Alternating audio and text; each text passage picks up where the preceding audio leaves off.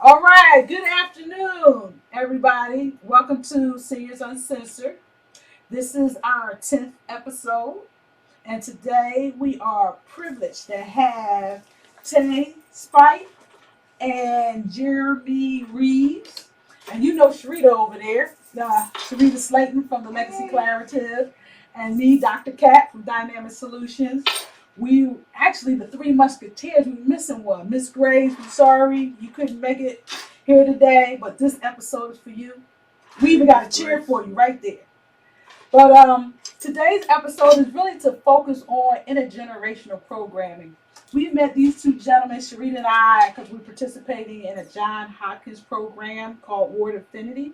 And we thought that their work was so dynamic and really relatable in terms of diabetes and eating healthy and looking for solutions that we had to have them on the set to be able to see what they're doing and how seeds could play a part. But I'm going to let them have the opportunity to tell their stories, who they give an introduction, and get into some conversation. All of it may not be about health, but you have the privilege of hearing a dialogue today. Go ahead, Okay, Ted. okay, okay. My name's Tay. I go by Wassup Tay. I created Wassup Tay LLC to bring art into health, to combine art and health. A few short years ago, like two, I changed my diet up because I was working with some friends who do the urban gardening in Ward 5. They all from Northeast. I'm from Southeast DC. My friends from Ward 5 Northeast, and they were doing urban gardening, but they were doing it in Ward 7 and Ward 8, east of the river, because it's where it was most needed. So I came to a couple of their events, and I seen, the impact they had on the children. That was cool. But more so, the impact it was having on them as individuals. Um, so I was like, I came out, did a couple poems for them to entertain certain crowds, and I have a shake or a smoothie. You know what I mean? That Mm-hmm. smoothie will hold me for like a whole day. I ain't eat a lot like a couple years ago. And I said, damn, young, like if one of these smoothies make me feel like this, I wonder what would have happened if I like really changed my diet. Once I did that, I started making more money. I started meeting, different levels of people. Life changed. Once I changed my diet, my life changed. Hmm. And I just wanted to get that back to the people that were still around me, because once you reach a certain level, you can't really hang with the same people in the same crowds in the same places. And those are the people you love, and those are the places you love. So you want to bring it with you. So I was like, how can I bring my people with me? Mm-hmm. Explain to them what I got Mm-hmm. in a way that that they can digest and they can still be themselves.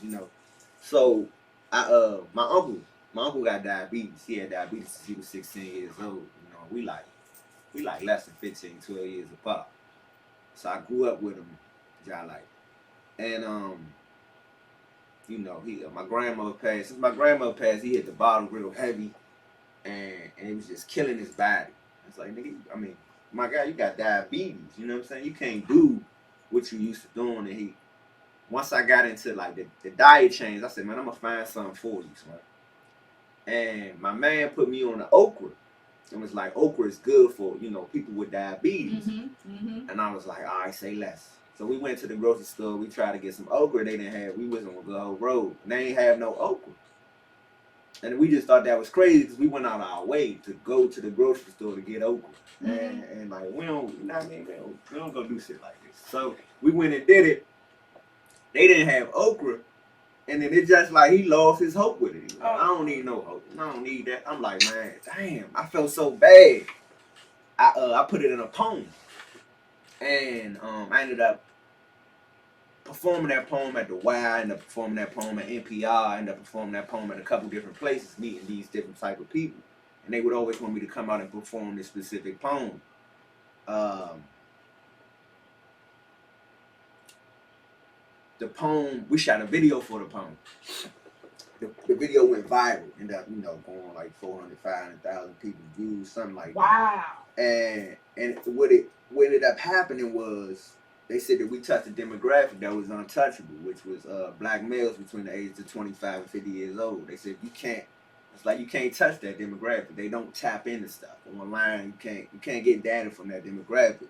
So what ended up happening was after that I ended up working with several nonprofits, getting paid well. You know what I mean, well enough to step away from everything else I was doing and just focus on this type of work.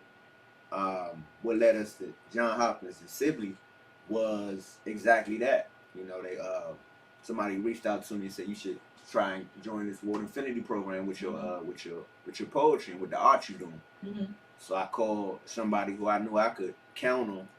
Two people I knew I could count on when it came to like work ethic, art, um, and just being in the city, just knowing, my man Cool, who I've known now for probably almost a decade, and just had not like we didn't do nothing with health together before. Me and Cool worked in the studio, and we worked with a couple people in Northeast.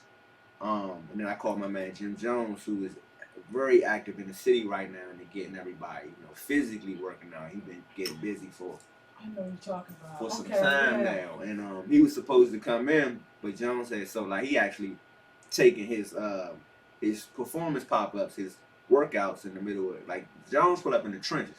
He pulling up in certain neighborhoods and trying to get people active. He took that down to Memphis, and he plans to like continue to go south where it's probably most needed.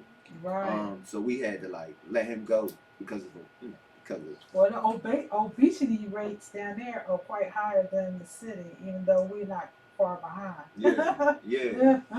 And just working in this program, we just learned so much, man, so much data. You know what I mean? Just crazy statistical numbers. I had already known a lot of stuff from working with the Centers for Science and Public Interest. I work with a lot of doctors and scientists and lawyers to make sure that the poetry that I do is accurate. You know what I mean? And it's not just nice words. It's real information.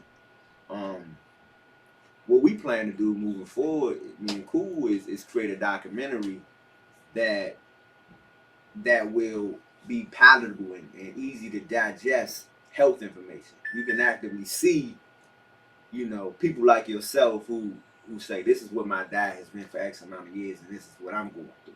Right. You know what I mean? And, or this is, I'm from where you from, and I, took hold of my diet at a point in time, and now look at me. You know what I mean? And also involving, just the streets. You know what I mean? And art and history and then doctors. You know what I mean? Black doctors like yourself, Dr. Cat, and historians like Roger and that's the plan, and however it work out, it work out. I got told, World Infinity, the work gonna get done, regardless if that's right. If y'all that's right. fund it or have it go, it's gonna get done. It gotta get done. But yeah, that's the spirit. Oh wow, Tay, you're doing some extraordinary things. I already knew. When I came to class, I was looking. I said, I was listening to. I said, man, he's bright. Not saying that you don't look bright, but just to hear what you're saying, I could feel the passion. So I didn't know your story behind it. And okra. Okra, really? Right, okra. You couldn't find okra. Couldn't find over on this side. I mean, it's crazy because this like 2018. So like it's wild because we real loud went in there and was like, you don't have no okra. Dude was like, nah, we got okra. Let me call. And he got on the little intercom and he did the whole thing. And he was like, nah, we don't have no okra. He says, oh, sorry, bro, we don't have. Like he was hurt too. He was hurt they ain't have okra. Well, that's a whole nother piece where we have to look at what are the items, and going through our supermarkets, supermarket Right. in Ward 8 to figure out like what are they selling, and the health in terms of health products, right? Things that are healthy, that's needed. I guess that's why, like, I know another part of our cohort, there's a group that's trying to bring forth a healthy supermarket. So we need that. We can't find okra. Sheree, can you find okra in your neighborhood? Well, I'm in Ward 7, so. Oh, excuse me. I'm not too far from Ward 8. And we have one supermarket as well that is about to close in a year. What supermarket? Safeway that's on Minnesota Avenue. So that they're developing that area and it's gonna close. But as I was sitting here listening to Tay and thinking about in the cohort, Jeremy and Tay, I was so happy when we were at Sibley that first day and to see some young black males in the room, because they are so often the ones that are missing, but they always showcase them on the news for what they're not doing, right? Oh yeah. So how do you now showcase what a positive impact is making? And I think of coming also from a school background, working in charter schools and understanding that which is lacking. And we talk about um, what they get for lunch and what they eat for breakfast, but you're not really given the history behind it. So when you talk about the generational being able to combine it, we look at so many of the seniors that we deal with diabetes, and we talk about dementia and Alzheimer's, and you wonder how did food play a part, and why is it that they then focus on it when it's almost too late, right? So Tay, I really applaud you and Jeremy for you all understanding and how we have to now really reach the youth, and that it's never too early to start, because a lot of them can probably talk to their grandparents and their parents about what is not good and why they shouldn't eat it, and how we can not start changing our eating habits a little earlier. And you know, Sharita, you actually brought something up that I hold dear. My great grandmother, Lula Brown, she lived until she was 103. She had a certain way in terms of how she prepared her food. She only bought kosher meats. She grew her own vegetables in the city, which was hard to do in Philadelphia. Or she would work with people that were growers. I remember going over as a kid picking fruits and vegetables in Jersey with my great grandmother, which was her daughter. And at the end of the day, my grandmother was cancer free until she was 93. And when she developed colon cancer, the doctor was so surprised that, of her, I want to say, in terms of her ability to come back, regenerate in terms of her cell structure. And like she had broke her hip and it started to heal before they could even set it. And it was because of the food she was eating. And what happened was when she developed cancer, when I look back and we talked about it in the family, it was when she stopped preparing her own food and was buying store-bought food. So for me, at that particular point, I think I was 23 or 24, I had stopped eating meat. So I was like thinking like, I'm going to be a vegetarian or a pescatarian. I'm going to be something. Because I had saw how that had deteriorated her, and she wound up having surgery. And the doctor was like, at 93, I don't think I want to have surgery. But because of resilience, she said, oh, I'm going to have it. And she lived until she was 103. And most people, they don't even think about, doctors and surgeons do not operate on individuals after a certain age point. So, but that just tell you about the dynamics of food. And so that was real interesting that you shared that, Tay, and what you said, Sharita. This food thing is serious. No, so I would say this. So my family has a history of living like 100 years old. Like I have a lot of aunts, great aunts. They just passing like 3 years ago. My grandmother just passed and she was like 88. So they get up there in age. And most of it is because how they prepare their food. Most of them were born in North Carolina back in the days where they grow their own foods. I grew up in this, going to my great aunt Betsy house, and we go over there. She had like her lettuce and the tomatoes in the back. I remember this stuff when I was younger, and it'd be pitch black at night. You couldn't see nothing. There was no lights, but she was 98 when we went to go see her and do like an interview. And all I can remember was not only was she still funny, had her personality, but she took her own showers. She still prepared her own food. And I'm like, she almost 100 years old, moving faster than somebody that's 65. And that's really where my story comes in at with Tay. I have, I've switched to more of a vegan lifestyle. It's sometimes I'll dab a little bit, but I mostly try to focus on my health. I had a real close friend of mine that played ball with me in college.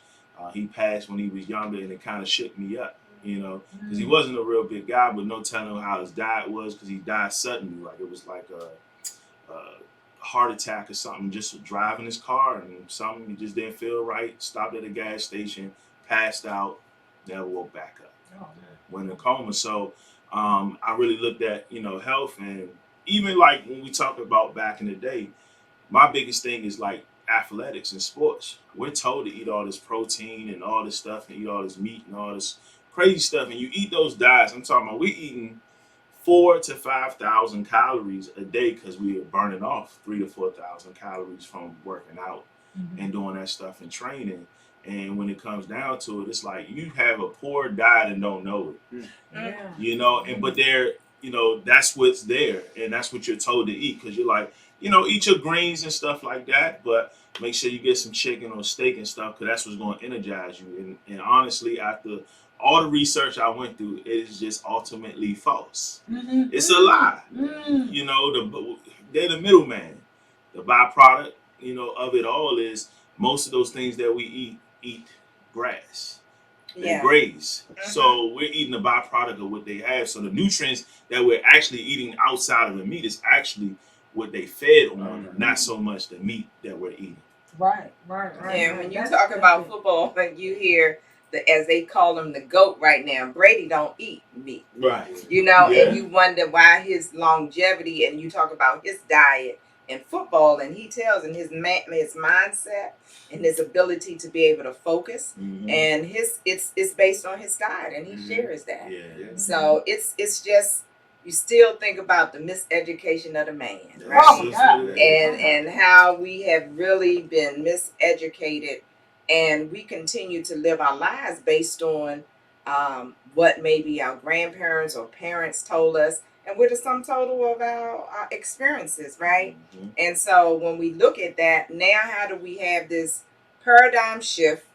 Because now we know better. We got to do better. And I think the difference with us having this conversation is that we realize that it's not just for us, but for all of those who are in our communities and those who are in our families, how we have to share the information with them to make a difference. And this really is about legacy building, right? That's When you right. think about that. Absolutely. That's it, exactly. I'm glad you said that. I mean, because the community, one of the viable pieces in the community, and I know Tay and Jeremy, I talked about it a little bit before we got on camera, is that we have seniors. And I'm not quite, I haven't even got to the double nipples club yet, so I'm not 55 yet, but I am over 50. But what I've been blessed to do is go into my community and connect with seniors that are older that actually need to make these changes as well. But because of the fact that they're limited resource in terms of connecting to the supermarkets and what they have, and you know, so it's a hard, as you said, paradigm shift for them to start eating healthy, right? Because they eat really on what's available. Yeah. So we have to figure out in our community, how do we get seniors more involved, that's why we're having this dialogue as well, to figure out how do we bridge that gap. Because there is a gap in terms of information and educating seniors, and also for them to play a viable role in what you're doing. I believe people are really afraid of change because they feel like it's not going to make a difference. And, you know, with anything with change, it's going to take some type of pushback. And you got to be okay with that. You know, at the end of the day, if you look at your children, I tell them it all starts when they're young, you know, and they say, oh, my kid doesn't eat that. I said, your kid doesn't eat that because you don't feed that to them. Right. And they just like, no, I know. I'm like, no, if you always taking them to McDonald's, they're going to always want McDonald's. That food is scientifically put together so they can fiend for that later. Addictive. Right. You know, right, they right. have like a nicotine trace and stuff in that McDonald's food that causes you to crave it. Even the marketing from the color of yellow, you know, making you hungry. I mean, this is scientific, like proven stuff here. And people don't even know, just in coloring. If you look at certain food places, it's not too many different colors. Most time you see gold, yellow, or red. Think about it. Most restaurants you see, they kind of glow there. But it's just because it's a proven thing that it works. So, when you're dealing with your kids, you want them to eat more, fruits, vegetables, and stuff like that. You got to know if this is something new to them, they're going to reject it. And it's okay for them to reject it, but you just going to have to keep giving it to them and giving them less of what they want until they buy into it, because eventually they're going to buy into it because they're going to be hungry. They're going to want to eat. And then that food is going to make them feel better, because I've been doing kind of the vegan lifestyle for over 2 months. And I'm telling you, I work a lot because I'm in the entertainment business, and I'm always tired, and I just could not take it anymore. I was always tired, and literally within 3 weeks of changing my diet, like my energy level is as if I'm like 12, 13 years old. I can go 18, 20 hours, get back up after 4 hours of sleep, and do another 18, and I'm okay. Oh, wow. Yeah. Good for you. But I don't need you to be trying that at home. Nah. Piggyback on what Cool and Sharita said about. Wait a minute, let's go back. DJ Cool, can you give us an introduction who you are, Jeremy Reeves, and why they call you Cool or DJ Cool? You funny. So, all right. So, Jeremy Reeves is my name. Most people, I'm really identified my name by where people know me from. So some people call me Mix because of DJ Mix I am. As a DJ, some people call me Cool because of the neighborhood. But I had a nickname playing ball named Cougar. So, some people say he's a tiger with his stripes ripped off, whatever. But I was a big time athlete, out of DC. I got accolades, I got records, I got all types of stuff. So that's kind of where that nickname came in. I'm a founder, owner of Mix I Am Entertainment, and say that again. Mix I Am Entertainment. We've been in business. We're gonna say professionally for about 5 years, but I've been in entertainment since I was 8. Oh, So wow. I've been doing it for a very long time. Had various studios around the city, storefront studios and stuff like that. Now we've gone more mobile, which has been very lucrative for us because of COVID.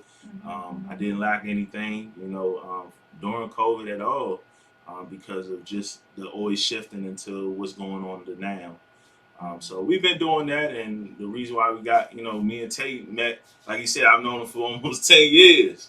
And we started in the studios, and it was one of the studios it was my first studio that started opening, and that's where I met him. So, okay. No background. So you guys are in the you in the DMV, or you domestic across the states? Nah. Global? You international? Well, I was almost international, almost, but I am statewide anywhere. I go anywhere where they pay me, but I have been as far as Alabama just for my business, for entertainment purposes. Yeah. Oh, okay. Well, we just want to make sure everybody know and connect with who's speaking. That's right. DJ Cool or Mix Who? I don't know. So what are you today? I'm cool today. Okay, cool. All right. Cool. All right. Yeah. So, I always learn something new about Cool, man. That's crazy. I've known Cool since I was like 19, 20 years old, man. And I think, like, when I met Cool, we was on some nut stuff. We was nowhere near any of this right here. I promise you that. It's just good though to see. Like I remember when we first got into the core, he said he was setting a personal goal for himself, and then we both y'all went vegan at the same time, and I stepped back. I went back to vegetarian because I couldn't handle it. So it's just good to see him progressing, especially coming from where we all came from, working with the people we were working with. And to always know, like, we always kept in touch over time. And it's just good to see him doing his thing. We started as a group of 3. They wanted us to have 4. We brought 2 different 3s in and let them both go. And we let them know, like, we could do this. We got this. But just say that. Piggybacking off what Sharita and Cool was saying about bridging that gap with the seniors and the kids. What we figured out with our research is that most people are, I hate to use the word ignorant, I want to say they're not ready. They don't care. They don't care. Like, they wake up in the morning, and a lot of them got muscle memory over, for the last 3 years, so they think they look good. You don't know what somebody's arteries look like. You don't know what your blood, how your blood moving. So they have no thoughts about what their diet is, or they waking up with 10 problems immediately.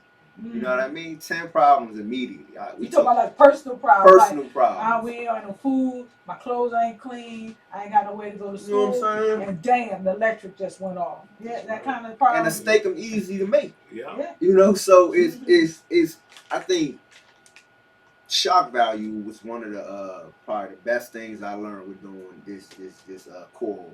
That is very important, and in that data and research we got shock value. Yeah. I think that's how you touch our people by you gotta scare people into a reality, and it will trickle down to the grandparents and to the parents, but it'll start in the kids because I like my mother and my father dropped out in the 10th grade, so I knew at a very young age that I was I was a little bit more active. I was moving more than my folks, so like I could show them things. And I feel like now with so much information and technology that's out there, that's how the kids are now. They don't care to hear us because they can go Google it. So it's like if you give it to them in a way that they love it, you know, it's like I want to share this with the world. You know, I want to share this with people because this is important and it's scary. You know what I mean? Like AIDS or something. We got a scam. You feel me? Like this is it's more detrimental. People dying more than that.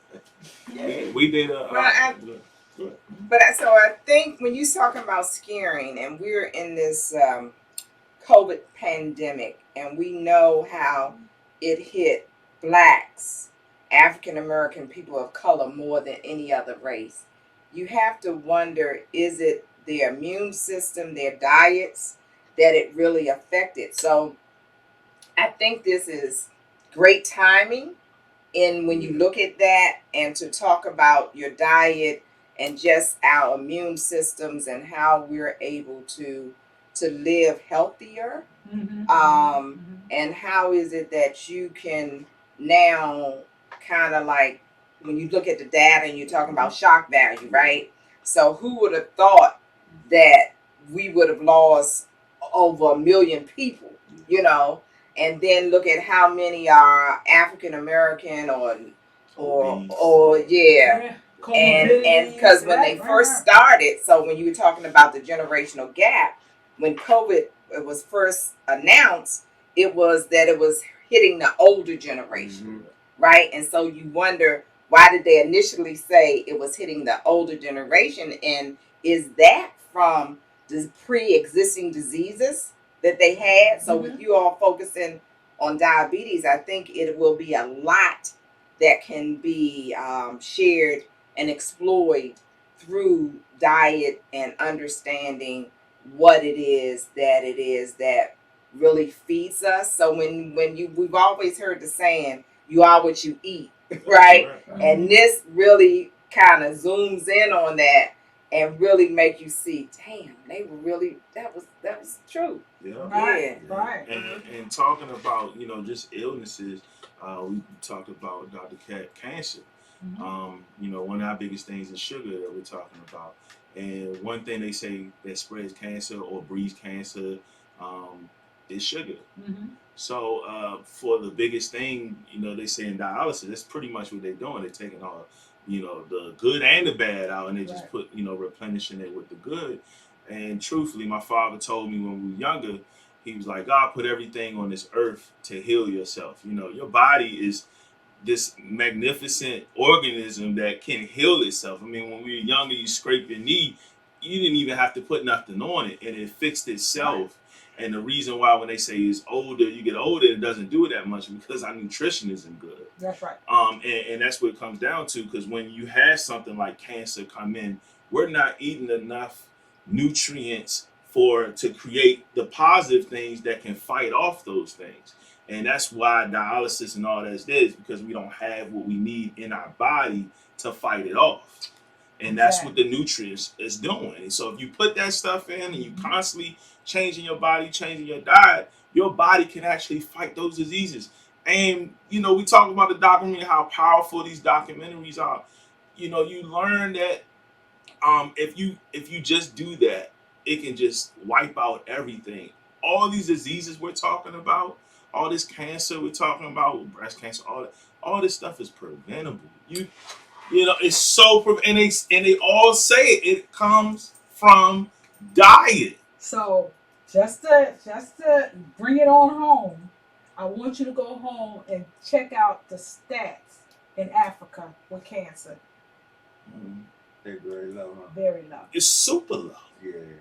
So It's so low. so it's all about diet, So what you eat, what you put in your, and they're plant based, right? Yeah. Most of what They they eat a eat is lot of plant yams matter. and rice Right. and all that, beans. And yams is a good actual nutrients in terms of dealing with cancer and hypertension, and we don't even yams. We get the yams and mess them up. Yeah, right? We put gonna all them in the sugar slip in over, it. take a pie. So you talking about cancer, and I'm thinking about my mechanic. I think he's 70, but he was diagnosed with cancer, and he chose not to get the radiation or anything, and he changed his diet. And his diet is only okra and salmon. Mm. That's all he eats: okra, salmon, and drink a lot of water. And so I would be interested to hear this poem about okra, Mr. Tay. Yeah. You did a video.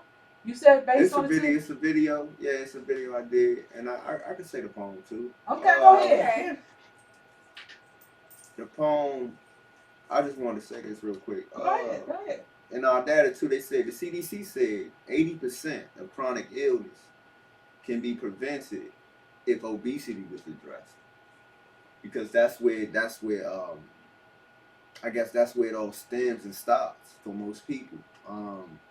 I remember in like 2010, 2011, I was looking at some stats and they were saying like almost 50% of America at the time was obese, and now, in about 11 years later, it's 66%. Well, and then you look at it. So let's this is my scientific stuff. Go back and look at it during the COVID and see how it grew during that time. People at home Sitting in the house. and sitting in the house. Mm. We just ordering from Amazon, Peapod, and everywhere else, and not doing, and we have no activity, right? So that data right there, that will also tell a story as to sedentary when not moving, and what would our consumption look like. And man, that's population control too. You know, if you leave people in the house that long, kids and adults, that's going to happen. Especially when you run a country where for the last 10 plus years, chronic illnesses kill people. That's what kills people. And it's not murder, it's not nothing. It's heart disease and stroke and all that wild shit. But the thing is, you on that point, you're so right, because when you look at the gross domestic product, look at where the largest share of dollars go in healthcare. Oh yeah, and then no money. So let's go and break this all the way down. There's really no money in prevention. It's not. They're not focused on that, because all we're doing is reactionary work. Treating stuff that we could have prevented that we didn't, and then we gotta pay, super hyper attention to where we at now, not the preventive measures. Well, it's in a documentary, and they just talk about how the preventable thing, even the places that's supposed to help you prevent it, are being paid. The way they are paying their workers and stuff like that is from the people that are actually killing us. So it's the folks it's the beef industry, it's the coke industry, it's all those industries that are actually paying the American Health Organization about cancer to keep them sustained. So of course they're gonna put in their diet recipes. Oh, eat this beef to help you, and it's a more balanced diet. But truthfully, that is the thing that is causing your cancer. And the actual bacteria and the biotics and all that's in those particular. And that red meat is off the chain. But I have to say, I do have a Wendy's burger every month. So like they say, it's all moderation. And I'm gonna put it like this. I wouldn't say that's a term we got we almost got to throw it away. We almost got to throw the moderation thing away, because what's moderate? I think we just have to do less than, right? So if we're eating healthier, right, then of course you should be able to have, your burger. If you're constantly making sure that you're putting those nutrients in your body throughout the, weeks and stuff, you should be able to have those things, and you have a good exercise diet and all that cool stuff. because those things kind of work together. I don't feel like we supposed to eat plants our whole life. I think it is a healing tool, but you gotta remember we done 30, 40 years of damage in our body, and our body's still here. So for us to be able to do a plant-based diet or something like that for like maybe 6 months can reverse 30 years of damage. Oh yeah, so that's one of the pieces where I always, because I do a lot of work around aging in community and aging in place, and folks always want to put me in this little square and say, "Oh, she just worked with seniors," but really, my niche is working with people 45 to 60 to reverse not just your finances, right? Because if you start at 45 and you understand financially where you have some deficiencies, you can still have some time to retire with a nice little nest egg if you start investing in a pension plan. But then also on the medical side of things, if you start looking at all the like you said, damage, and you start doing some damage control, you can then reverse some of those diseases, especially in terms of diabetes. That is one of those diseases that can be reversed, right? But if you allow it to go too far, say that, right? yeah. But So those kind of things. So and as we starting to age, which I think that 45 to 60 group, we really need to be looking at everything in terms of how we've done things in the past and get some new routines in place, right? But like you said, some people just don't care. I think for real, and this is just part one. We actually planning like a 3-4 part documentary. It's for me, everything is of the mind. So you can really eat what you want, and we won't put this on, but you can eat what you want, do what you want. It's just that most people who do eat, bad, they're living in bad situations. You know what I mean? And that's why they're eating that way. It's a lot of. But I say clean the body first so that you can clean the mind. You know what I mean? And that's what my journey was. Once I was able to like clean my mind, I can go eat whatever I want. I just won't. Your mind won't allow you to do it now. It just don't make sense. You know what I mean? Oh, sure. What I was gonna say? COVID. Like obesity is a pandemic. Oh yeah. You know what I mean? Like it should be more people dying from that than COVID. You know what I mean? I don't even believe in COVID, So when you say you don't believe in it, hold on. I had COVID, so I'm offended. I think I got sick. Yeah. You know what I mean? You could call it COVID. Mm-hmm. I got sick. Mm-hmm. We get sick every year. Most people, once a year, it's like, oh man, like, because they was getting paid X amount of dollars for every ventilator they was putting people. No, yeah. The hospitals was getting that money. So if somebody came in with a flu, because the flu, I done had the flu before, and it was bad. It was worse than like 3-4 of my friends I done seen with COVID. So it's like if I done came in, they said you need a ventilator, that's the cash for the hospital. I think that, I mean, it may be just because I'm biased too and we working on this. I really feel like diabetes is big for us, just like cancer and stroke and heart disease. But obesity, man, I think it's become okay to be overweight in America. So it's funny. Remember the doctor we had on the series for the Legacy Collaborative Academy, and she was saying that how society now is being so accepting of heavier, people overweight. She called them obese. Shout out to Lizzo. And she was like, but the deal is that it's not okay, and we trying to make it okay. So it's one of those situations where we do need to be conscious because of potential comorbidity issues in terms of diseases and onsets of things, and also life expectancy, right? We lessen it. For every so many pounds, you lose some time off your life, and folks don't understand that. So that's maybe a shock thing, value that you like to put on out there. And but so we have to look at some stuff, is acceptable. So now I'm not a person. I ain't gonna be out there fat shaming because I'm two pounds off of something that of being obese my damn self. I think, but I think that I think that we definitely have to be conscious. Ain't nothing wrong with having a person, man. Yeah. My thing is, even with that, I mean, you could take me. I'm considered obese because of my size and everything like that. But I come from, playing ball And I'm talking about I 6-pack, all that ripped up, all Yeah. that cool stuff, and then life happens and stuff like that, and then you focus on more things. You ain't worried about health. You worry about making money and your career and all that stuff. And now I'm more informed about health things. I feel like even when I talk to my friends and they feel like it's okay, and I tell them, I'm like, you know how good I felt when I was in shape. You know how good I felt when I was eating better. You know how clear your mind is. When you're eating better, like I'm never tired. When I'm tired, I'm more like, oh man, I just need to go to sleep. I'm not like I'm exhausted.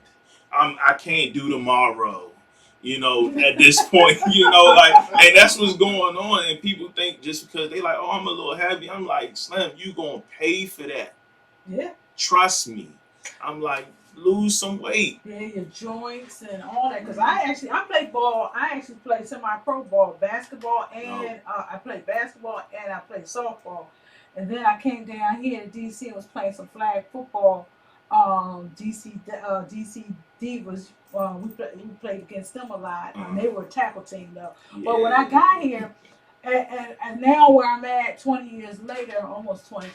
I don't even, I don't play as much ball. I still play Senior Olympics basketball, but I just really like my joints and everything hurt. And now I'm like, the sports, you now starting to pay for those injuries, and it's making you more. I hate to say it, it's making me lazy.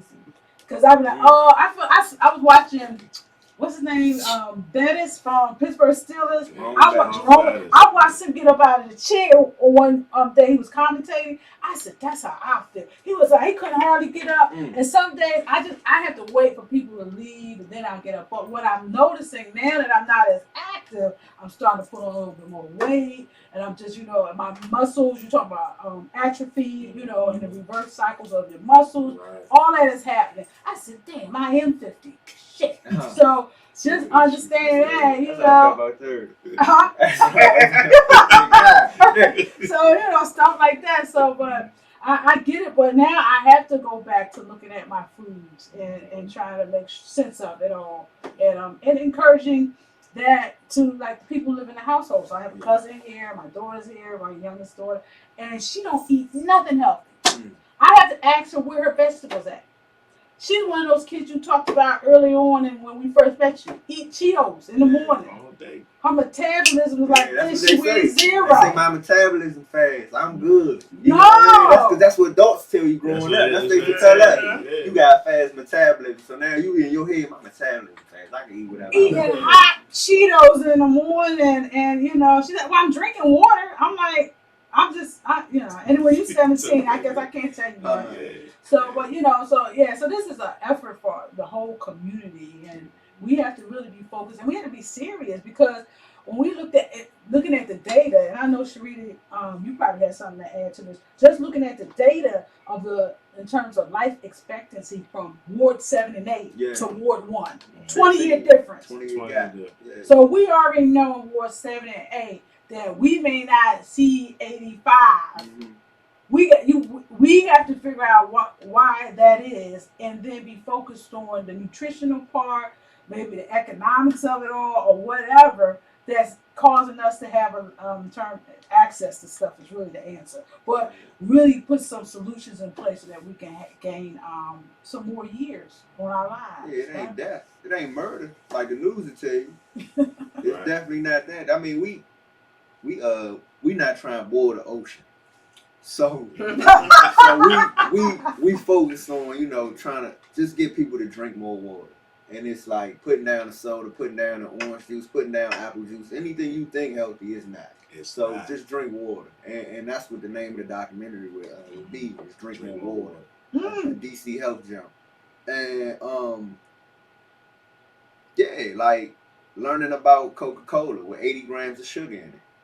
You know what I mean? Like the recommended dose of sugar or intake should be, it's like between 25 and 35 grams a day. A day. So one Coca-Cola put you at 80 grams already. So it's like, and we don't have that information growing up. Nobody tells you that.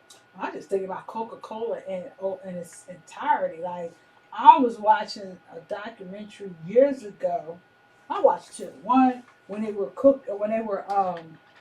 cooking the cocoa plants in Africa. You know, they had real cocaine in Coca-Cola. That was one thing. That was decades ago. But then I watched something maybe 5-6 years ago, and I watched somebody clean a battery post. Oh yeah, with The the Oh acid yeah, I with did that Coca-Cola. test in chemistry class. I was like, yo, so I'm just sitting back and I'm looking at that, and then I'm thinking about the McDonald's, the Burger King, the Wendy Burger, all these different little things. Yeah, like, so that's information out there. We just got, like you said, wrap it up in something that is palatable for people who they can digest. Yeah. So, yeah, so this work is needed. So, what do we need to do? Yeah, that's the week, man. What do we need to do to help y'all? How do we get Pray. Oh, I do that in Pray, just pray it work out. That's what I'm saying with the mind. All is perfect. God made everything down here perfect, like Cool Father said. It's even when you think it's not, life is always happening for you, never to you. So, I always say I love the rain. You know what I mean? Yeah, me too. I love the rain because it helps things grow and it slows things down. So for me, like COVID was rain. I mean personally, I made the most money I ever made during COVID. You know, I got away from a lot of people. I got healthy. It gave people opportunity to save money, sit down. It did a lot for a lot of people. Yeah. You know, especially ones who didn't go to work and got them crazy checks and stuff. So like, a lot of people looking at it like it was a bad thing, but I see nothing but positive in it. And it's all about the decisions. Like you said, it was perfect timing to help us usher in this idea of art education. Art health education, like John Hopkins, Sibley, and all them people, what they years and years and decades, and the numbers keep the gap widens. That's all it does. And I learned that when I was working, like I said, with those people.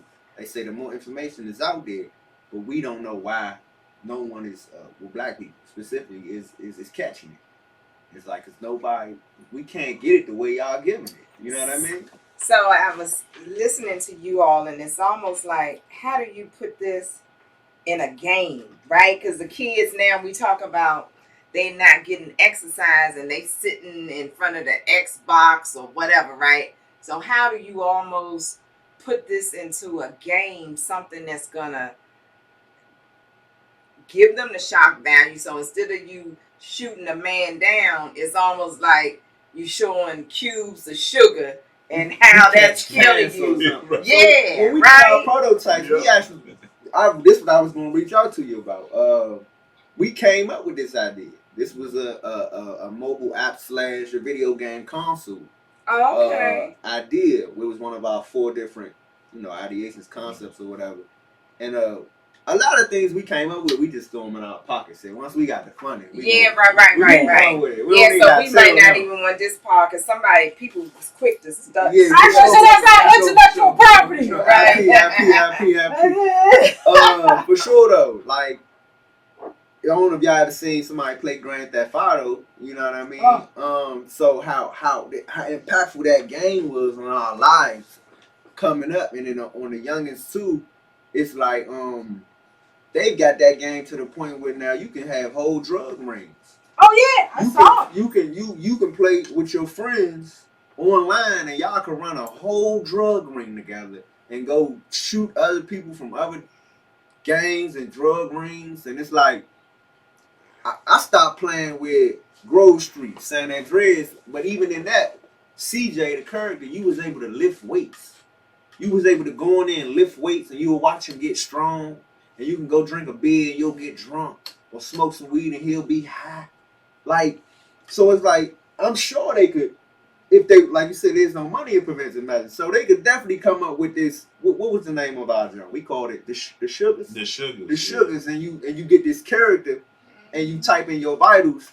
And it was funny because Cool had mentioned, like, some people gonna put in their vitals and they weight, and they already gonna be effed up. You know what I mean? So it's like, but that's a reality. and it's how do you heal yourself in that world now? What do you go do to heal yourself? So I mean, that's real shock value right there. When you put that, and that's this is what you look like. You know what I mean? Like that. And that's an idea. That's an idea for, like, they used to have those like gigapets growing up when we were younger. Oh yeah. And it was like when your dog got sick, you try to do all the stuff to heal them and all that. Yeah. And I'm like, and these kids now, these teens, they are addicted to stuff like that, Yeah. and they learn that way.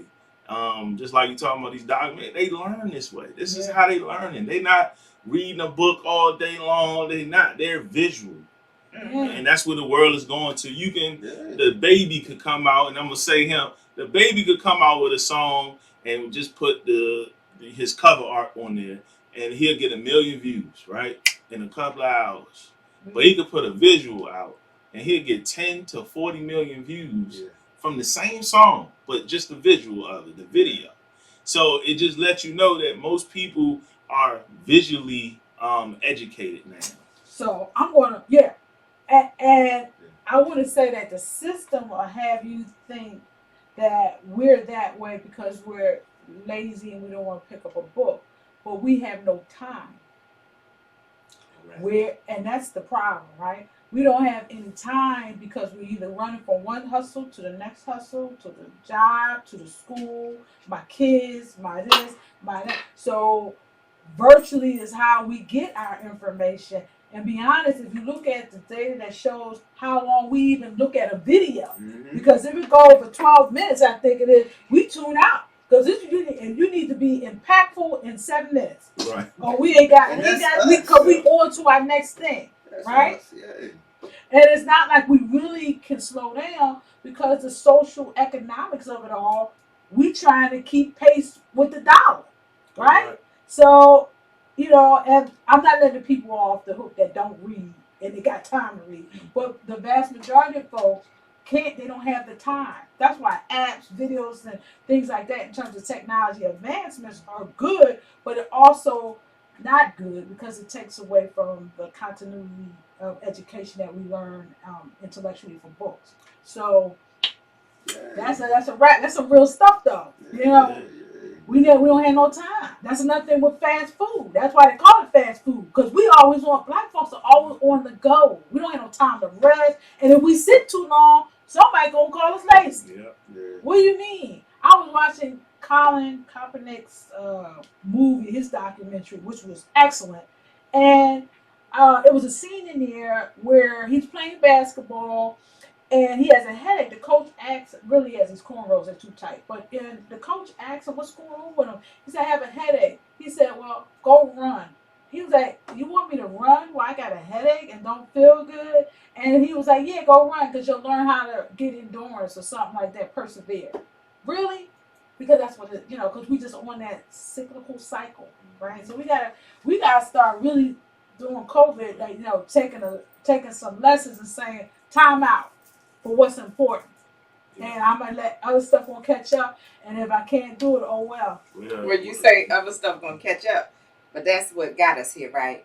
Because we in the catch up game. Oh yeah. Because of the discrimination and the what we did not have. So we have always been in the catch up game, and now it's a situation of so you now don't want me to catch up. Because now we back to, this a whole nother story. Now I can't even vote. You putting all these laws in that I can't vote. And so you don't want me to catch up.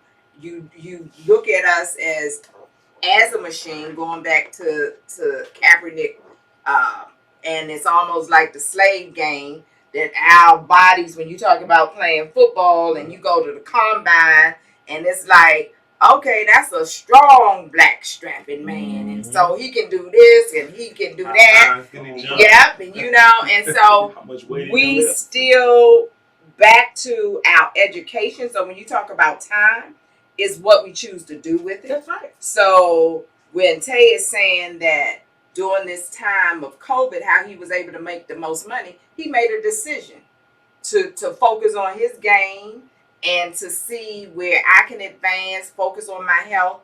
And so it's called choices. Mm-hmm. And I remember when being at a charter school and talking to some of the children, they didn't think they were going to make it to the next day or 18. Mm-hmm. Right? So if they were living their lives like that, like, I'm just trying to make it through the day. Yo. So if they're thinking that they just trying to make it to the next day, they don't have a vision. Mm-hmm. They don't even have the vision of getting older.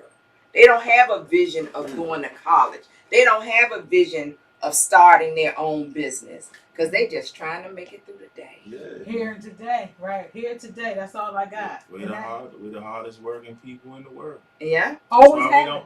That's why we don't have no time. That's what all the time. And I know we said we'd talk, and we're gonna have to have a part 2 of this. Yeah. But all these health inequities and racial inequities, we all know is part of a system, right? But more importantly, the system has not recognized our inequities cost them greatly.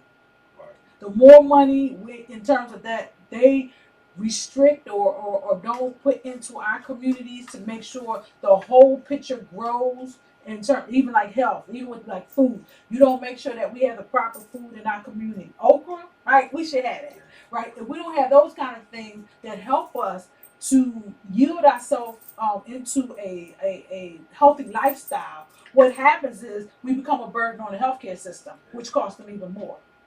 So my thing is that why not just ensure that we have all of the items that we need to make this thing really be equitable. So it's more so, I would just think that we talk about the social determinants of health, they're the political determinants of health because all this is political. And that's all I'm gonna say right now. But That's crazy. I think this has been wonderful. I can't wait to view it now. It's been like one of the best dialogues that I had with some young folks in a long time. So that now I won't feel bad. Like I said, I told my mom I can't die because I ain't got no young people to do with no sense to carry on that legacy. But now that I know y'all back in the trenches, I feel a little bit more comfortable. And I thank you for coming to my den. This is Dr. Kat's den. Thank you for having me. And Sharita, I don't know, you got some last words? I'm gonna let Mr. Tay take us out with this Oprah poem. Oh yes! Over poem. Alright, the poem, we're gonna call it Oprah today. It says, dress it up and make it real for us. And if you hear, feel for us. In the process, again, legislation to come and create a bill for us. And we don't need a whole lot, nah, just leave a little for us. And we can make a lot of change. It's a lot of things in my neighborhood. A lot of lacks too. Cadillac, Similac. I got an uncle named Casey, and his train line been green since he went to Blue, and he's had diabetes since he was 16 too. Working with the green scheme, I figured I'd find a safer way. We went to Alabama Avenue, right up in the Safeway. I heard that Okra did the job, so I stepped into the store high and proud, like, excuse me, Mo, because you showed me to your Okra though. He said, I got you, Joe, come on. We checked the whole store. He even used his phone. He said, sorry, but we don't have okra, huh? I said, damn. I said, we went through 3 hours of sugar, but y'all don't have okra, though. I said, y'all got Coke, Pepsi, and Cheetos, but y'all don't have okra, though. I said, I get it. I mean, we'll keep buying it as long as the insulin comes with it. Quick story to let you know that it's real. A quick story to let you know how they feel. They figure, hey, with the murder rate and the police statements behind these yellow tapings, these youngins will be dead any day anyway. Not to mention, they know that we love television. So every time we turn on our TV screens, they'll be sure to advertise it right on our BETs. Cheap sugary drinks you can afford with your EBTs.